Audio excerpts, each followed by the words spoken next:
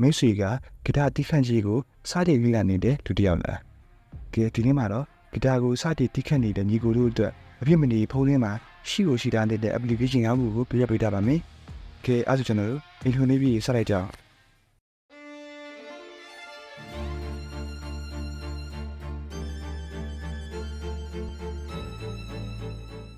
ပထမဆုံးမိတ်ဆက်ပေးခြင်းတဲ့ application နာမည်က Pro Guitar Tuner ပဲဖြစ်ပါတယ်ကျွန်တော်ဒီကောင် Play Store မှာတွားချလို့ရမယ်ကျွန်တော်ဒီမှာ Play Store နဲ့ဝင်လိုက်မယ်ကျွန်တော် search bar မှာ Pro Guitar Tuner လို့ကျွန်တော်ရိုက်ရှာနိုင်မယ်ဆိုရင်ကျွန်တော်ဒီမှာအပေါ်ဆုံးမှာကျွန်တော်ဒီမှာ update တောင်းနေရမလို့ update တင်ရမယ်ကိုဒီမှာကျွန်တော်က download ဆက်ပြီးပြီမလို့ open ဝင်နေနိုင်မယ်ဒီမှာကျွန်တော်ရိုးရှင်းနေနော်ပုံမှန်ဂီတာရေးဆိုရင်ကျွန်တော်ပေါ်ဆုံးနဲ့အောက်ဆုံးကျော် E ကျော်ဒီမှာနောက်ဆုံးမှာ ADGB ဆိုပြီးတော့543နှစ်ဆိုဖြစ်ပါလိမ့်မယ်ကျွန်တော်ဒီမှာ standard tuner မဟုတ်တခြား tuner တွေပြောင်းလို့ရမယ်ကျွန်တော်ဘယ်လိုပြောင်းမလဲဆိုတော့ကျွန်တော် standard guitar စီကိုနှိမ့်နိုင်မယ်ဒီမှာကျွန်တော် tuner မှာဒုတိယမှာမြင်ရတဲ့အတိုင်းပဲ tuner မှာကျွန်တော် standard tuner ကို standard tuner မို့ချာကျွန်တော် F tuner drop D ရရှိမယ်ကျွန်တော်တို့လိုချင်တဲ့ tuner ရှိတယ်မယ် drop D ဆိုရင်မှာ DADGBE ဖြစ်တယ်ပဲကဲဒီမှာအများကြီးရှိပါတယ်နောက်တစ်ခုပြပေးချင်တာဒီတော့ guitar tuner ဆိုပေမဲ့ဒီတော့ guitar မဟုတ်တခြားကျိုးတူရတဲ့အကုန်လုံးကိုကျိုးလုံးလို့ရတယ်ကျွန်တော်ဒီမှာ4ကျိုး guitar ရှိမယ်5ကျိုး guitar ရှိမယ်ဒီမှာဆိုရင်အများဆုံး13ကျိုး guitar ရှိမယ်ဒီမှာ bass guitar ရှိမယ်အဲဒီမှာကောက် ukulele ရှိမယ် banjo ရှိမယ် mandolin ဒီမှာအများကြီး violin ရှိမယ်အဆုံးပါပဲဒီမှာဆိုကျွန်တော်ရှက်နဲ့ပြချင်တာကတော့ flat နဲ့ပြချင်တာယူရရတယ်။နော်ဒီလိုယူရရတယ်ကျွန်တော်ရှက်နဲ့ပြတာမယ်။ဒီမှာဒီအောက်မှာကျွန်တော် show frequency enhance ဆိုတာဒါတော့ဖွင့်လို့မရဘူး။ဒီက premium version ဝယ်ရမယ်။ဒီအောက်မှာဆိုရင်လည်း show send option ပြတယ် premium version ဝယ်လာတယ်။ဒီဒီအောက် premium ဆိုကျွန်တော်အောက်မှာကျွန်တော်ကတိုရီမီဖာနဲ့လည်းဖွင့်လို့ရတယ်ကျွန်တော်ဒါလေးဖွင့်နိုင်မယ်ဆိုရင်တော့ထပ်ကြည့်လိုက်မယ်။ကျွန်တော်ဒီမှာ EADGB ရရင်ပြီးတော့ upload ဖြစ်ပါလိမ့်မယ်။ Okay နောက်တဲ့ application တွေကတော့ကျွန်တော် guitar စပြီးခဲ့တဲ့အတိုင်းရှိတင်တယ်လို့ကျွန်တော်ပြောပြရတယ်။ဘာလို့လဲဆိုတော့ကျွန်တော် guitar စပြီးခဲ့တဲ့ဆိုကျွန်တော် guitar chord တွေကိုကိုယ်တိုင်မရှာနိုင်ဘူး။အဲ့တော့ကျွန်တော်ဒီလို application တွေကိုအသုံးပြီးတော့ကျွန်တော် chord တွေရှာရတယ်။ကျွန်တော်ကဒီမှာဒီကောင်းရဲ့နာမည်ကိုကျွန်တော်ပြောပြပေးမယ်။ဒီကောင်းရဲ့နာမည်ကတော့ G chord ပါ။ကျွန်တော်ဒီကောက် Play Store မှာအလွယ်တကူရှာထောက်လို့ရပါတယ်။ဒါကျွန်တော် Play Store ထဲဝင်လိုက်မယ်။ကျွန်တော် search bar မှာကျွန်တော်ရှာမှာ G CHORဒီကိုရှာရမယ်ဆိုရင်ဒီမှာအပေါ်ဆုံးကရှိမယ်ကျွန်တော်ဒီကနေကျွန်တော် download ဆက်ပြီးရမလို့ open ဆိုရလို့နေနိုင်မယ်ဒီမှာကျွန်တော် sound ရှိမယ် artist ရှိမယ် album ရှိမယ်ကျွန်တော် favorite တွေထည့်ရရတယ်ဒီမှာ tuner လေးရှိမယ်ဒီထဲမှာဆိုကျွန်တော် guitar tune လေးပြန်လုပ်လို့ရတယ်ဒီမှာဒီထဲမှာကျွန်တော် top sound ဆိုတာဒီ application ထဲမှာပဲရှိတဲ့ဟာကိုကျွန်တော် online တွေ application ကိုရှာရတာအများဆုံးလဲဆိုတော့ပြောပြပေးရပါဒီမှာအားရှိနေကြည့်ရခုဆိုကျွန်တော်2 ranking ရရှိမယ် less free ranking ရရှိမယ်ကျွန်တော် less man ranking ရရှိမယ်2 ranking မှာဆိုရင်တော့ game နဲ့နာမည်များပါညာရှိမယ်ပြန်တိုင်ပြတော့ပြထလိုက်မယ်ဒီမှာဆိုကျွန်တော် artist တွေဝင်ကြည့်လိုက်မယ်ဒီမှာဆိုရင်ကျွန်တော်တို့စုံနေမယ်လွမ်းပါရ2 plus တဲ့ 9mm တဲ့အစားတကြီးပဲကျွန်တော်နဲ့ coach တွေလည်းရှိမယ်4 cow လည်းရှိမယ် keyframe တွေလည်းရှိမယ် ABC ရစီနာအောင်တိုက်ရကျွန်တော်ဥပမာတစ်ခုပြပေးမယ်ဒီမှာဒါကျွန်တော် keyframe ကိုနှိပ်လိုက်မယ်ဒီနောက်အစီနော်ဒီကျွန်တော် cow တွေရှေ့လိုက်မယ်ဒီမှာကျွန်တော်ကိုရှင်းနေတာကျွန်တော် A နဲ့ keyframe မိုင်းနေတယ်ဒီမိုင်းနဲ့ဒီကျွန်တော်ရှင်းရှင်းနေရပဲတုံးညာလည်းအဆင်ပြေကျွန်တော်ဒီမှာဒီကိုနဲ့ပတ်သက်ပြီးကျွန်တော်ဒီလူသိနေရလို့ပြောလို့ရတယ်ကျွန်တော်ဒါဘာလေးလေးဆိုတော့ကျွန်တော်ဒီမှာညာဘက်အပေါ်ဆုံးကရှိတဲ့setting ပုံစံလေးကိုနှိပ်လိုက်မယ်ဆိုရင်သူ့ရဲ့မူရေးကိရ A key ဆိုတာအဲ့ဒါကိုကျွန်တော်က setting ထဲကိုဝင်နေပြီးတော့ဒီမှာကျွန်တော်မြင်ရတာမသိဘူး passport ဆိုတာရှိတယ်အဲ့ဒါကိုကျွန်တော်တစ်ချက်နှိပ်နိုင်မယ်ဆိုရင်ကျွန်တော်စန A key ရတယ် A flat ဆိုပြီးတော့ကျွန်တော် key တော့ကြပါလိမ့်မယ်နောက်တစ်ချက်နှိပ်နိုင်မယ်ကျွန်တော် A key ကနေ G key ကြပါလိမ့်မယ်ဒီအော်လေးအဆင်ပြေတယ်ကျွန်တော်ဘယ်လိုလဲဆိုကျွန်တော် A flat တို့ဘာလို့မကတဲ့ရဆိုရင် transport တစ်ခုတင်ပြီးတော့ E ဖြစ်အောင်လုပ်လို့ရတယ်ဗျာအဲ့ဆိုတော့ A flat မကတဲ့လူက A ကရန်လွယ်တော့အဆင်ပြေတယ်ဗျာကျွန်တော်တချင်းလေးဆိုရယ် guitar စပြီးရဲ့လူရဖြစ်နေရဆိုရင်ဒီကောင်လေးကမရှိမဖြစ်လိုရဲကျွန်တော်ထင်တယ်ကျွန်တော်မပြတ်ထွက်လိုက်မယ် ဒီမှာကျွန်တော် artist တွေမရှာရင်ဘူးဆိုရင်ကျွန်တော်မဆောင်းရည်ရှာလို့ရတယ်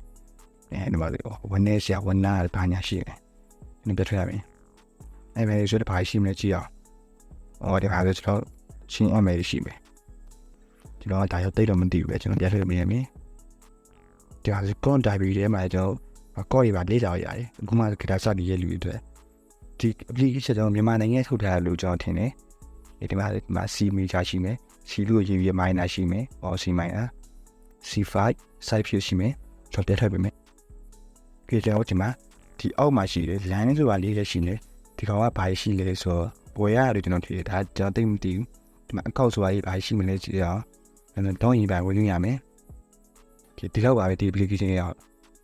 နောက်တဲ့ application တစ်ခုအနေနဲ့ကျွန်တော်ရွေးချယ်ပေးထားတာကကျွန်တော် Codify ဆိုတဲ့ application ဖြစ်ပါတယ်ကျွန်တော်ဒီက application နဲ့ရှိတယ်ကျွန်တော် website လည်းရှိတယ်ကျွန်တော်ဒီမှာ application နဲ့ပဲပြပေးမယ်ကျွန်တော် Play Store မှာတွားပြီးတော့ကျွန်တော် share မှာက Codify လို့ share လိုက်မယ် CHORT I have file လို့ share လိုက်မယ်ဒီမှာလေထိဆုံးပါပဲ Codify sound code and tuner တွေပဲရှိတယ်ကျွန်တော်ဒီကတော့တန်းဝင်နေပြီ open ကျွန်တော်ပြပါရှိပဲတော့မလို့ပေးလိုက်မယ်ဒီမှာဆိုချောပါရဲဆိုကျွန်တော်မြန်မာတချင်းမှမဟုတ်ဘူးဗျာကျွန်တော်ဆွနာရှင်းမတော့ပြောခဲ့ချီတော့ပါဆိုလို့မြန်မာနိုင်ငံ artist တွေတော့မြန်မာနဲ့ဆုံနေဒါပေမဲ့အင်္ဂလိပ်တချင်းလည်းရှိမယ်ဒါမြန်မာချင်းဆိုမြန်မာချီကတော့တော်တော်စုံနေပြောရရဗျာဒီကတော့ကျွန်တော်ဒီ Codify မှာကြာတော့ကျွန်တော် YouTube မှာရှိတဲ့တချင်းတော်များများကိုဒီကိုပြရှာပြီးတယ်ဒီ Codify ရဆိုရင်အောက်မှာ discovery နော် search national ရှာလို့ရတယ်ကိုရှာချက်တဲ့ရှင်ကိုမြန်မာတချင်းနဲ့ရှိတယ်အင်္ဂလိပ်ချင်းနဲ့ရှိတယ်ကျွန်တော်ဒီမှာမီနီလည်းရှာလိုက်မယ်မီနာတို့ရှာလိုက်မယ်ဒီမှာဆိုရင်ကျွန်တော်တို့မီနီလည်း view ကိုရေးဒီမှာ GCTF ဆိုစတဲ့ပြရှိမယ်ဒီမှာကျွန်တော်ပြထုတ်လိုက်မယ်ဒီအောက်မှာရှိအဲ့ဒီဘေးနားမှာရှိဒီကောင်လေးကဆိုရင်ကျွန်တော်ကြောင်းရင်ဝင်ပြီးတော့ကျွန်တော်တင်ထားတဲ့ရှင်းတွေကို library ထဲထည့်ထားရရတယ်အဲ့ဒီရဲ့ဘေးမှာဆိုကျွန်တော်တို့ဒါ toolkit ဒီထဲမှာပါလဲဆိုကျွန်တော်တို့က instrument ကျွန်တော်ရဲ့ instrument မျိုးကျွန်းလို့ရတယ် practice ရကိုကျွန်တော်ရဲ့ core ကို practice လုပ်ရတယ်အဲ့ဒီအောက်မှာဆို metronome လို့ type ကို detection ပါမယ် metronome ဆိုတာကျွန်တော်လို့တိုင်မီလေးတော့ပြလို့တောက်ဆွဲရရှာနေလို့အခုမှဂီတာစတီးတင်နေလို့ဆိုရင် metronome ကြောက်သိချာတည်တယ်ဒီတင်ပါလို့ကျွန်တော်ဗမဲ့အဆိုလေးပြန်နေနိုင်ပြီဒီဟာကျွန်တော်တော်ဆုံးနေဒီမှာကျင်းနေပြန်လို့ဆောင်းရရှိမယ်သူကနေသူဖြစ်ဖြစ်ကျွန်တော် formula ဆောင်း in your can တွေရှိမယ်ဒီမှာဆို20လေးဖြစ်မလာတော့ဘူးပဲဘာညာစလိုက်ပြရှင်းရယ် okay နောက်တဲ့ application တစ်ခုအနေနဲ့ကျွန်တော်ပြောရပေးမှာဒီ comment နာမည်ကကျွန်တော်မြန်မာ sound lyrics and chords ဆိုအပ်ပါကျွန်တော်ဒီကောင် Play Store မှာလည်းတကူတက်ထားလို့ရမယ်ကျွန်တော်အဲ့တော့ Play Store တာမယ်တော့ search bar မှာမြန်မာ sound lyrics and chords ကျွန်တော်ရှာလိုက်မယ်ဆိုရင်ဒီကကျွန်တော်အပေါ်ဆုံးမှရှိနေမယ်ကျွန်တော်ဒီမှာ download ဆက်ပေးရမလို့ open ဆိုတာလည်းမြင်နိုင်မယ်ဒီတင်ပါကျွန်တော်guitar board ရှိမယ်ကျွန်တော် guitar finger style ရှိမယ် artist album search lyrics favorite cycle ရှိမယ်ကျွန်တော်ဒီမှာ guitar position ဆိုတာဘာလဲဆိုကျွန်တော်ပြပြလိုက်မယ် guitar position အရှင်းဝေးလိုက်မယ်ဒီမှာဆို basic guitar method နဲ့ guitar general knowledge ရှိမယ်ဒီက guitar position ဆိုတော့ guitar style ကျွန်တော်ဟင်ဒါပြန်ပြီးတော့ကူးလာလားမသိဒီမှာကျွန်တော်ကဘာကြီးပြန်ကဘာမှစကြည့်မယ်ကိုပေါ့အခြေခံတဲ့ guitar ဒီမျိုးဆိုတော့ဒီမှာဆိုကျွန်တော်ဒီလိုဆွဲရလို့ရတယ်မှာအခန်းတစ်ခါဆိုခန်းလေးမှာဆို guitar ဤတမိုင်းကြောင်း guitar meter ဆိုစတဲ့ပြရှိမယ်ကောဖတ်ကြည့်တင်ပါနဲ့ page က1 and 16ရောက်ရှိတယ်ကျွန်တော်ဒီမှာပြထည့်လိုက်မယ်ပါစီ guitar knowledge ဆိုရင်လည်းတော့ဒီမှာ page 1 to 6ရှိတယ်ဟော page 2ကိုဒီမှာဇာတ်တိတယ်ကျွန်တော်ဒီမှာဆိုဒါတွေကကော်ဒီရဲ့ကိုင်မပိုင်နေရှိမယ်ဒီမှာကျွန်တော် page 6 to audio ဆို me female key ဟောကြားတဲ့မိမလေး key တော့မှာဆက်ပြီးရှိတယ်ခွင့်ပြထားနိုင်မယ်ဆိုရင်လေမှာ guitar finger style ချက်ကြည့်အောင်ဒီမှာဆိုရင်ဒါရဲ့အမှန် guitar finger style မဟုတ်ဘူးဒီမှာ A grade လေးချက်ဝေကြည့်မယ်ဆိုရင်တော့ A နဲ့ပတ်သက်တဲ့ကော်ရီအကုန်ရှိမယ် A11 A13 A5 စသဖြင့်ရှိမယ်ကျွန်တော်ဒီမှာ A နှိပ်ကြည့်မယ် A11 A13 ဒီမှာကျွန်တော်တီးရှင်တဲ့အကော့လေးလာချပေးရတယ် okay စပတ်ထမယ်ဟိုဒီမှာ A group A sharp ဆိုတော့ A sharp က B flat နဲ့တူတူပါပဲဒီမှာ A sharp B flat Q ဆိုရှိကြမယ်ဒီပဲကဲကျွန်တော်ပြထားနိုင်ရင်ဒီကောဘာနေအောင်တွေ့လဲဆိုကျွန်တော်အရှိမတော့ပြောခဲ့တယ်ဒီကောနေအောင်နည်းနည်းစီရီယိုမှရှိတယ်ဒီမှာကျွန်တော် artist ဆိုဆိုင်ဝေးကြည့်ရအောင်ကဲဒီမှာကျွန်တော် artist ကတိတ်တော့မဆုံးဒီကောကဒီထက်ပိုဆုံးလို့ပြောရတယ်ကျွန်တော်ဒီမှာအငယ်အရှု certificate A ရရင်ပြီးတော့ 60 ဆုံးဝင်ရှိမယ်အဲ့တော့ပြထားလိုက်မယ်အဲဆို ML မှာဆိုဘာရှိမလဲဒီမှာအပြန်လန်းဒီမှာ site ပြင်ပေါ့မှာပဲကျွန်တော်ကြောက်စာများကျွန်တော်တို့ရှိနေကိုကျွန်တော်တို့ရမသိဘူးမထက်နိုင်မယ်ကြည့်ပြန်ပါ search level ကျွန်တော်ဒီ search level ဆိုတာကျွန်တော်တို့ရှာကြည့်နေတခြင်းကောင်းလေးကိုမသိဘူးတော့ကစာသားပဲတည်ရအဲဒါစာသားကိုကြိုက်ကြည့်မယ်ဆိုရင်တွေ့မယ်ဆိုတော့ထင်ဘယ်ထက်နိုင်မလဲကျွန်တော်ဒီမှာ favorite ထားလိုက်ရတယ်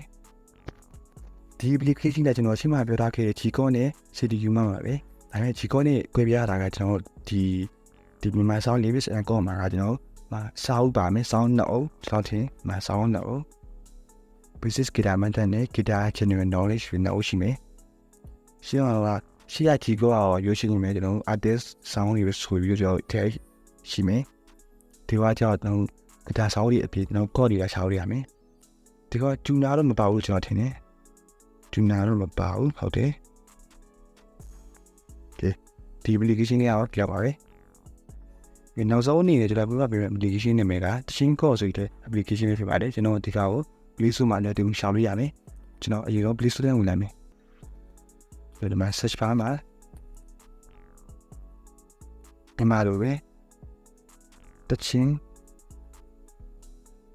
ကျွန်တော် Thin Core ကိုကျွန်တော်ရှာလိုက်မယ်အောက်ကျကျွန်တော်Thin Core လို့တွေ့လိမ့်မယ်လူ HYSS app ကထုံမိတာပါထားနေလိုက်ပြီဒီမှာဆိုကျွန်တော်မှာထားရဲသူတို့ဘာရေးထားရဲ VPN ပြီး3ဒီအခါအဆင်ပြေအောင်လုပ်ပေးထားတယ်ကြည့်ကျွန်တော်စစ်ချအောင် open လုပ်နေမယ်ဒီမှာဆိုရင်သူတို့ရဲ့ဒီ application မှာလူကြီးများတဲ့ရှင်းရပါနေမီတင်များဆိုမှာနေချီစာလိုက်လို့ရှိနေညဘက်ကိုဆွဲနိုင်မယ့်ခါဆိုရင်တော်ဒီမှာဒါဆိုတင်တဲ့ရှင်းနေပါမယ်မတရားလမ်းကနေယူမိုင်းရငယ်ရှိတို့ဒီမှာနှစ်ခုပါပဲဒီမှာကျွန်တော်တချင်းခေါက်စီတချင်းစာသားကိုချပြီးတော့ကျွန်တော်ကော့ကိုတီးလို့ရမယ်ဒီမှာဆိုတူဘက်ကရေးပေးထားတာစာသဘောမှန်းနေတောင်မှအနည်းဆက်ဆုံးရှာပေးနိုင်ပါတယ်တဲ့ application ကကျွန်တော်ရှာကြည့်အောင်ဒီတော့ကျွန်တော်ခေါင်းစဉ်နဲ့ညှိချမယ်ကျွန်တော်ပြီးကျွန်တော်တချင်းစာသားနဲ့ရှာကြည့်တယ်ကျွန်တော်ဒီမှာခုရှာကြည့်မယ်ကျွန်တော်ဒီမှာဆွတ်လက်ကိုကျွန်တော်ရှာကြည့်မယ်ဆွတ်လက်မရှိဘူးကျွန်တော်နောက်ရှင်းတစ်ခုရှာကြည့်မယ်ထားပါတွားလို့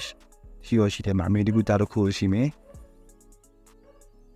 တချင်းအောင်တိတ်လို့မစိုးဘူးပြောလို့ရတယ်နော်လက်ထပ်ကြည့်လိုက်မယ်ကြောဒီပါစနကျွန်တော်တချင်းကောင်းနေရှာပြီးဆိုတော့ကျွန်တော်ဒီမှာတချင်းစတာနဲ့ဒီရှာကြည့်ရတယ်ဒါလေးနော်တချင်းစတာနဲ့ရှာမယ်ဆိုရောဒီမှာအဲ့ဒီရဲ့ကျွန်တော် search bar ရဲ့အောက်မှာတချင်းစတာပြီးရှာရင်ဆိုတာလေးကိုကျွန်တော်ဖွင့်မိလိုက်မယ်ဆိုရင်ဟိုဒီမှာတော့ကျွန်တော်ရှာရတာအဝေးကလမ်းဟောင်းလေးကိုကျွန်တော်ရရတဲ့အခါမှာကျွန်တော်ဒီမှာ280ရဲ့လေချင်းလမ်းမများဆိုပေါ်လာရင်မယ် okay ဒီကောင်မဆိုးဘယ်ထမ်းမလဲ okay ဒီမှာဆိုကျွန်တော်အမှတချင်းရှာတဲ့ဘီနာမှာအဆူတော်များစီရကြည့်အောင်ဒီမှာဆိုရဲကျွန်တော်မိဂိတ်တချင်းအောင် shipping ရောက်ရှိတယ်နဲ့ဒီမှာမိဂိတ်တချင်းအောင်9ရောက်အဲကြတော့ရှိအောင်ရှိရဲဒီမှာကာကြီးကနေအားဒီပဲထုံးနေတယ်ပဲကာကြီးဆို join ခိုင်စာကိုအောင်ဘာများရှိနေဒီမှာဒီတော့ကာကြီးကနေအားဆိုတော့အစင်းလည်းမဟုတ်တယ်ဒီမှာအောက်ဆုံးလာစီတယ်ဒီမှာအောက်လာ LS နဲ့ BR ရဒီမှာကောင်းကောင်းစီတော့ဖြစ်ပါတယ်ကျွန်တော်ဒီမှာအဆူတော်နာမည်နဲ့ယာယီရှာလို့ရတယ်ကျွန်တော်ဒီမှာဒီကမှာပါတဲ့အဆူတော်တရားနာမည်ကိုကျွန်တော်ရှာကြည့်အောင်ကျွန်တော်ကတော့ထားရကျွန်တော်လမ်းပိုက်ကျွန်တော်ရှာကြည့်ရင်မတော်ဘူးဒီမှာထိုင်ပါဒီဟိုတိတ်တော့မစိုးဘူးပြီးမလဲတချင်းဆိုင်ရာလေးနဲ့